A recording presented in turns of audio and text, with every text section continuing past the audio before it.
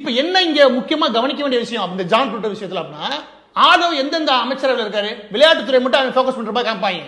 அவர் முக்கியமா பிடிச்சிருக்குது ஒண்ணு, அதிக டெண்டர் கிடைக்கக்கூடிய நெடுஞ்சாலைத்துறை. அந்த நெடுஞ்சாலைத்துறையோட ஒண்ணு வச்சிருக்காரு கையில. அது தெரியுமா, இங்க தமிழ்நாட்டில் மைனர் இருக்குல்ல, ஸ்மால் அண்ட் மைனர் ஹார்பர் இருக்குல்ல, ஹார்பர் அதாவது மாநில அரசு கீழ துறைமுகங்கள் இருக்குது.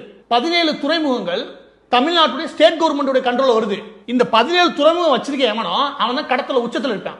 கடத்தல் பண்ண நினைக்கிறப்ப இந்த 17 துறைமுகத்தை நோக்கி நகர்வாங்க. அது எனக்கு தெரிஞ்சு கடலூர், நாகப்பட்டினம், அதுக்கப்புறம் ராமேஸ்வரம், ராமேஸ்வரத்தில் இருக்கக்கூடிய அந்த மண்டபம், அதுக்கப்புறம் குளச்சல், இப்படி 17 துறைமுகங்கள் இருக்குது. இந்த 17 துறைமுகமே பெரிய எக்ஸ்போர்ட் இம்போர்ட் நடக்காது. ஸ்டேட் கவர்மெண்ட் என்ன பண்ணுவாங்க, எவன் அமைச்சரா வந்து உட்காரணும், எவன் கடத்தல் பண்ணணும் ஒழுங்கா அப்படின்னு நினைக்கிறானோ அவனுக்கு தான் அந்த ஹார்பர் தேவை.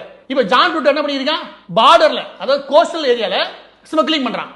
அப்ப இவன் எங்க இருந்து வந்து உட்கார்றான், அதே இடத்துல ஹார்பரை இவன் கட்டுப்பாட்டில் கொண்டு வரான். ஹார்பர் இவன் கட்டுப்பாட்டில் கொண்டு வந்து ஸ்மக்லிங் ஒழுங்கா பண்ணா இவங்க லஞ்சம் வாங்க தேவையில்லை. சத்தியமா சொல்ல, லஞ்சம் வாங்க தேவையில்லை. உங்களுக்கு கஞ்சா வித்தே பொழைச்சிக்க முடியும், இல்ல லாட்டரி வித்தே பொழைச்சிக்க முடியும். நான் சத்தியம் சொல்றேன், இந்த இடத்துல கடத்தல் இருக்கு இல்லையா, வெறும் இந்த கடத்தல் மட்டும் கிடையாது, இந்த சிகரெட் இருக்கு இல்லையா, அதுல ஆரம்பிச்சு எல்லாமே போலியை எல்லாத்தையும் உள்ள கொண்டு வரதுக்கு இந்த ஹார்பர் தான் பயன்படுத்துறானுங்க.